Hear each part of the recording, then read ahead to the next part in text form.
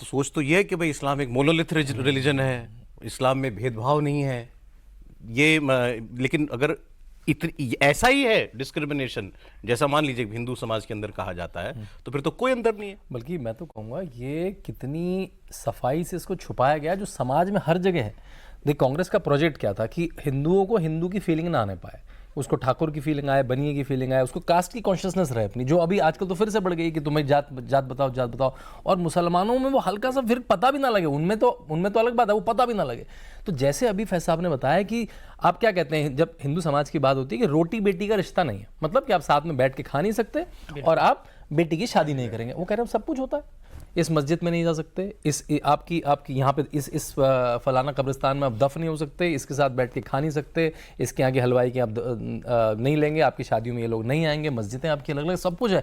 लेकिन आज तक 70 साल तक हल्का फुल्का आप एक एवरेज आदमी से पूछ लीजिए, उसको मालूम नहीं, हल्का सा पता होगा शिया सुन्नी है, बस इतना पता होगा कि हाँ वो शियाओं के थोड़े त्यौहार अलग है या वो कि और स्कूल्स ऑफ ज्यूरिस्प्रूडेंस हैं मतलब इस्लाम की, बस। लेकिन ये पता ही नहीं लगने दिया। अब जाके जब प्रधानमंत्री ने पसमंदा बोला तो पसमंदा शब्द आया, तो राजनीतिक सर्कल में मत सोचिए आप एक आम जन से पूछिए, आम जो सड़क पे घूम रहा है उसे पता है कि मुसलमान मोनोलिथ है, क्योंकि अगर वो लेयर्स पता लग गई उसकी तो उसमें तो फिर पसंदीदा लीडर भी। अगर आप कुछ ऐसे कुछ ग्लेयरिंग एग्जांपल्स बता पाए हमको कि हमें कैसे है ये ऊंच नीच का फर्क, कहाँ क्या मस्जिदों का उदाहरण दे दूं या कब्रिस्तान तो आपको हर शहर में मिल जाएंगे। मस्जिद आजमगढ़ में एक गांव है जहां बहुत बड़ा बैतुल उलूम एक मदरसा है, बहुत बड़ा मदरसा फत्तनपुर। उस गांव में 2 मस्जिद हैं, एक मियाने की मस्जिद और एक धोबियाने की मस्जिद। क्या मतलब है इनका, मियाने और धोबियाने? मियाने का मस्जिद मतलब मियाँ जी की मस्जिद, बड़ी। धोबियाने की मस्जिद मतलब धोबी की मस्जिद। मुसलमान तो दोनों हैं। जहाँ इतना बड़ा मदरसा है, उनके साहब बहुत पॉलिटिकल भी रहे हैं, वो बैतुल उलूम बहुत बड़ा आजमगढ़ का मदरसा माना जाता है, उसी गांव की बात बता रहा हूँ। और वहाँ पे एक साहब अशराफ है, उनका घर धोबी की मस्जिद के सामने। धोबियाना वहाँ की लोकल लैंग्वेज में, थोड़ा सा भोजपुरी अवधी से मिक्सअप लैंग्वेज है आजमगढ़ की। तो वो साहब उस मस्जिद में जाके पूरा गांव का चक्कर लगा के दूर जाके मियाने वाली मस्जिद में नमाज पढ़ते हैं। धोबियों की मस्जिद में तो अल्लाह ताला सुनेंगे नहीं, चलो भैया।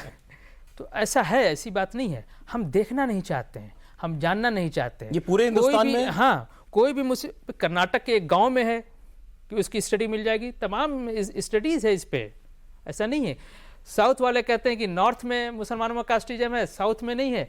अभी एक सांसद हमसे कह रहे थे कि हमारे यहाँ नाई जाति नहीं है। हमने कहा कहाँ के हैं सांसद जी आप? तो कर्नाटक के हैं।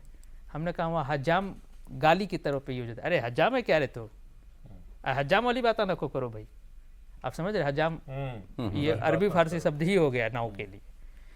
तो सन्नाटे में आगे कहे नहीं नहीं नहीं नहीं ऐसी बात नहीं, ऐसी बात नहीं है।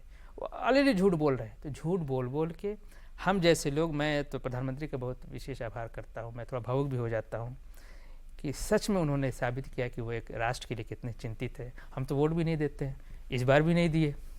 हमसे ये 24 के चुनाव के बाद लोगों ने पूछा भाई पसमानदा कहाँ हुआ? आप तो खुलेआम कह रहे थे कि मोदी जी को वोट दो। मैं बदनाम भी हूँ संघी और भाजपाई। इनका एक अच्छा है कि जब मुस्लिम समाज के अंदर से कोई आवाज़ उठाए तो उसको संघी भाजपाई कह दो, अब बाहर से कुछ कोई उठाए तो इस्लामोफोबिक कह दो। है हमारे सामने उदाहरण।